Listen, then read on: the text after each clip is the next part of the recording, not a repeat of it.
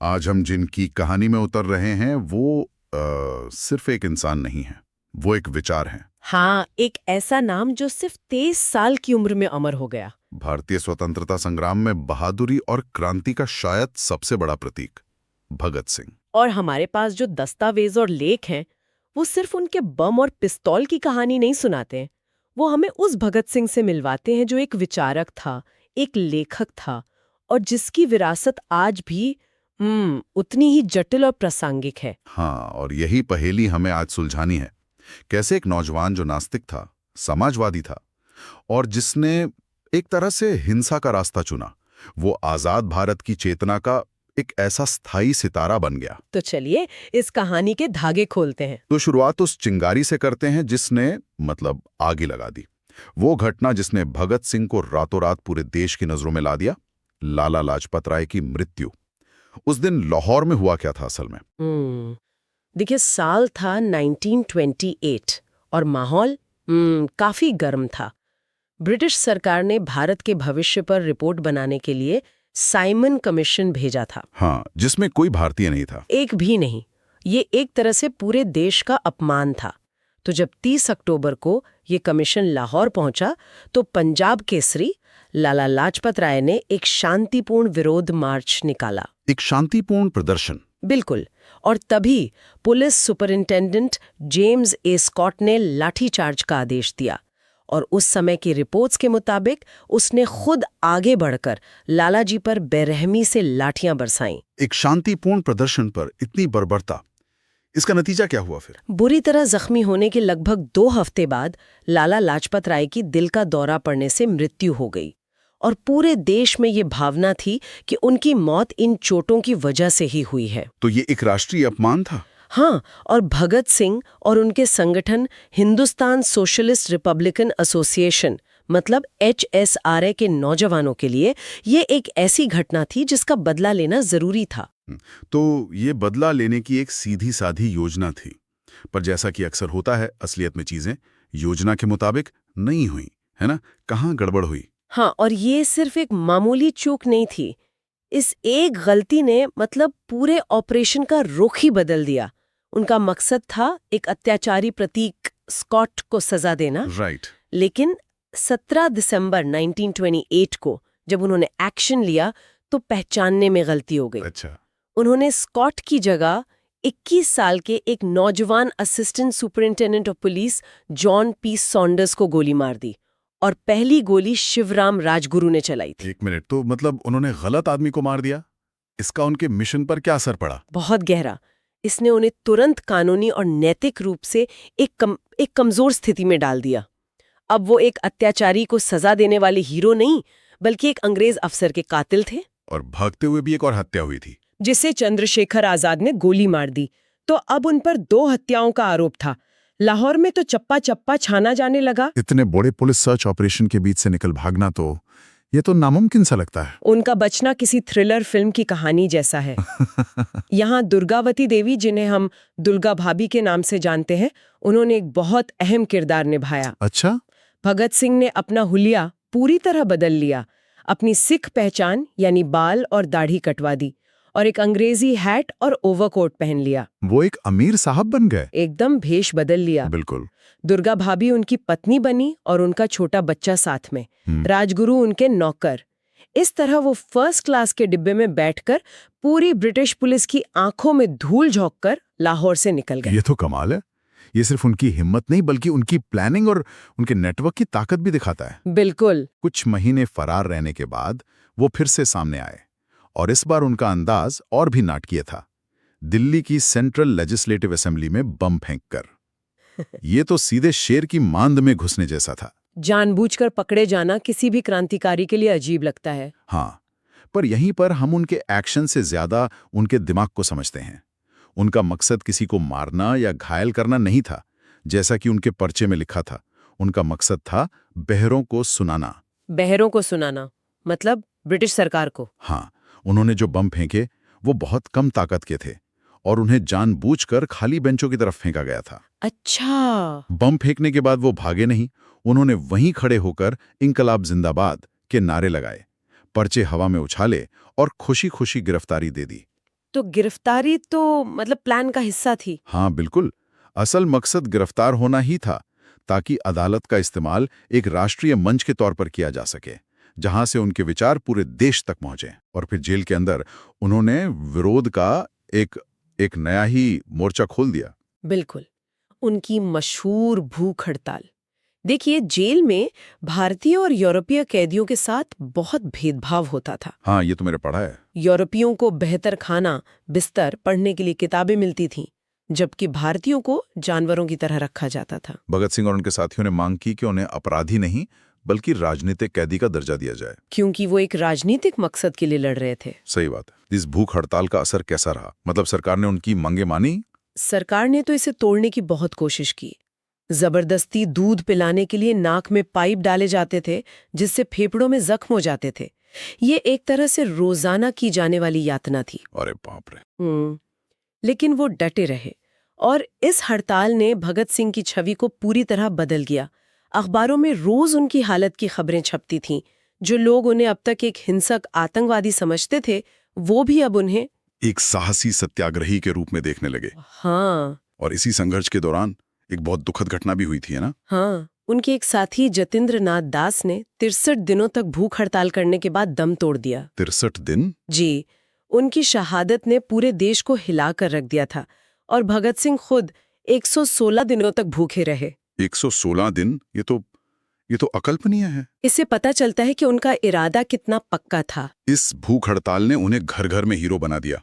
लेकिन सॉन्डर्स की हत्या का मामला तो अभी भी तलवार की तरह उन पर लटक रहा था। उस मुकदमे का क्या हुआ? उस मामले को लाहौर षड्यंत्र केस का नाम दिया गया, और सरकार भगत सिंह की बढ़ती लोकप्रियता से इतनी घबरा गई थी कि वो मुकदमा जल्दी से जल्दी खत्म करना चाहती थी। तो उन्होंने कोई शॉर्टकट लिया होगा? बिल्कुल। वाइसरॉय लॉर्ड अर्विन ने एक खास अध्यादेश जारी करके सामान्य कानूनी प्रक्रिया को ही दरकिनार कर दिया। 3 जजों का एक स्पेशल ट्रिब्यूनल बनाया गया, जिसके फैसले के खिलाफ अपील भी लगभग नामुमकिन थी। 1 मिनट, तो इसका मतलब ये था कि उन्हें अपनी सफाई का पूरा मौका भी नहीं दिया गया। मैंने कहीं पढ़ा है कि मुकदमा उनकी गैर मौजूदगी में चला। ये कैसे हो सकता है? हाँ, और इस ट्रायल पर बहुत सवाल उठे थे। अभियुक्तों ने इस एक तरफा कार्रवाई का विरोध करते हुए अदालत में आने से ही इनकार कर दिया था। अच्छा। तो ट्रिब्यूनल ने उनकी गैर मौजूदगी में ही पूरा मुकदमा चला दिया और फैसला सुना दिया। ये न्याय के किसी भी सिद्धांत के सरासर खिलाफ था। और आजाद भारत की अदालतों ने भी इसे गलत माना है। हाँ, सालों बाद आजाद भारत के सुप्रीम कोर्ट ने भी इस ट्रायल को आपराधिक न्याय के बुनियादी उसूलों के बिल्कुल खिलाफ बताया था। ये एक बहुत बड़ी टिप्पणी है। और सजा? वो था इतिहास में दर्ज है। हाँ। भगत सिंह, सुखदेव और राजगुरु को फांसी की सजा सुनाई गई। तारीख तय हुई 24 मार्च 1931। लेकिन सरकार को जनता के गुस्से का डर था। बहुत ज्यादा डर था। तो उन्होंने 23 मार्च की शाम को ही तय समय से 11 घंटे पहले लाहौर जेल में तीनों को फांसी दे दी। और उसके बाद जो हुआ वो शायद फांसी से भी ज्यादा भयावह था। बहुत ज्यादा। फांसी के बाद जेल अधिकारियों ने उनके शव परिवार वालों को नहीं सौंपे। रात के अंधेरे में जेल की पिछली दीवार तोड़कर उनके शवों को बाहर निकाला गया। ये तो फिर एक ट्रक में डालकर सतलुज नदी के किनारे ले जाया गया, जहां उनके टुकड़े किए गए और मिट्टी का तेल डालकर जलाने की कोशिश की गई। जब पास के गांव वालों ने आग देखी और वो उस तरफ आने लगे, तो अंग्रेज अफसर अधजले शवों को नदी में फेंक कर भाग गए। एक वीर के साथ ऐसा सुलूक? ये डर और नफरत के साथ किया गया सुलूक। तो ये कि वो बड़े एक्शन जिन्होंने पूरे ब्रिटिश साम्राज्य को हिलाकर रख दिया। लेकिन जो बात मुझे हमेशा हैरान करती है वो ये है कि इन बम और गोलियों के पीछे एक बहुत पढ़ा लिखा और गहरा सोचने वाला दिमाग था। चलिए अब उनके एक्शन से हटकर उनके विचारों की दुनिया में चलते हैं। और ये सबसे जरूरी हिस्सा है उन्हें समझने के लिए। वो सिर्फ एक्शन के हीरो नहीं थे, वो विचारों के क्रांतिकारी थे। उन्होंने जेल में एक छोटी सी लाइब्रेरी बना ली थी। वो मार्क्स, लेनिन, बकुनिन, ट्रॉट्स्की जैसे यूरोपीय विचारकों को पढ़ते थे। उनका लक्ष्य सिर्फ आजादी नहीं था, है ना? बिल्कुल नहीं। उनका लक्ष्य सिर्फ अंग्रेजों को भगाना नहीं था, बल्कि मार्क्सवादी आधार पर समाज का पुनर्निर्माण करना था। मार्क्सवादी आधार? इसका उस जमाने में भारत के लिए क्या मतलब था? इसका मतलब था एक ऐसी व्यवस्था बनाना जहां सत्ता किसानों और मजदूरों के हाथ में हो, और जमींदारी या पूंजीवाद के जरिए कोई किसी का शोषण न कर सके। वो सिर्फ गोरे साहबों की जगह भूरे साहबों का राज नहीं चाहते थे। वो एक पूरी व्यवस्था बदलना चाहते थे। हाँ, वो एक पूरी तरह से नया बराबरी पर आधारित समाज बनाना चाहते थे। इनकलाब शब्द से उनका मतलब सिर्फ आज़ादी नहीं, बल्कि एक संपूर्ण सामाजिक, राजनीतिक और आर्थिक क्रांति था। और इसी वैचारिक दृढ़ता का सबसे बड़ा उदाहरण शायद उनकी फांसी से ठीक पहले का एक किस्सा है। बिल्कुल। इसे एक बात पर रुकते हैं। एक 23 साल का लड़का जिसे पता है कि कुछ घंटों में उसे फांसी होने वाली है, वो प्रार्थना या माफी के बजाय क्या कर रहा है? वो लेनिन की जीवनी पढ़ रहा है। ये तो अविश्वसनीय है। जब जेलर उसे फांसी के लिए बुलाने आया तो उन्होंने कहा, ठहरो, एक क्रांतिकारी दूसरे क्रांतिकारी से मिल रहा है। और उन्होंने किताब का पन्ना मोड़ा, उसे छत की तरफ उछाला और कहा, चलो। ये उनके किरदार के बारे में बहुत कुछ कहता है। और उनके विचारों का एक और पहलू है जिस पर अक्सर पर्दा डालने की कोशिश की जाती है, उनकी नास्तिकता। हाँ, और ये उनके व्यक्तित्व का एक बुनियादी हिस्सा था। उन्होंने जेल में एक बहुत मशहूर लेख लिखा, मैं नास्तिक क्यों हूँ। हाँ, मैंने पढ़ा है वो। उसमें उन्होंने तर्क दिया कि ईश्वर में विश्वास एक तरह की कमजोरी है जो इंसान मुश्किल समय में सहारे के लिए गढ़ लेता है। उनका मानना था कि धर्म लोगों को बांटता है और तर्क संगत सोच को रोकता है, जो क्रांति के लिए जरूरी है। उन्होंने साफ लिखा कि वो मौत के डर से अपने सिद्धांतों के साथ धोखा नहीं करेंगे। बिल्कुल। तो उनके लिए विचारों की लड़ाई शारीरिक लड़ाई से ज्यादा महत्वपूर्ण थी। निश्चित रूप से। उन्होंने अपने हर एक्शन को एक संदेश बनाने की कोशिश की। असेंबली में फेंके गए पर्चे की वो लाइन सब कुछ कह देती है। व्यक्तियों को कुचलकर वे विचारों को नहीं मार सकते। वाह। उन्होंने अपने मुकदमे का इस्तेमाल अपने समाजवादी विचारों को फैलाने के लिए किया। उन्होंने फांसी के बजाय फायरिंग स्क्वाड से मौत की मांग की, ये तर्क देते हुए कि वो अपराधी नहीं बल्कि युद्धबंदी हैं। उनकी मौत भी उनके लिए क्रांति का एक संदेश थी। तो इन सब बातों का हम आज क्या मतलब निकालें?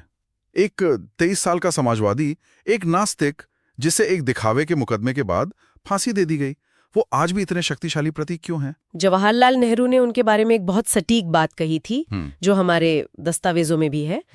वो एक प्रतीक बन गए। उनका काम भुला दिया गया, प्रतीक बना रहा। प्रतीक बना रहा। हाँ, उनकी कम उम्र, उनका बेखौफ बलिदान और उनकी वैचारिक स्पष्टता ने उन्हें एक ऐसा आइकॉन बना दिया जिसे कोई नजरअंदाज नहीं कर सकता था। और उनकी विरासत आज भी सीधी सरल नहीं है। ये बहुत दिलचस्प है कि कैसे हर राजनीतिक विचारधारा उन्हें अपना बताने की कोशिश करती है। हाँ, और यही उनकी विरासत की जटिलता है।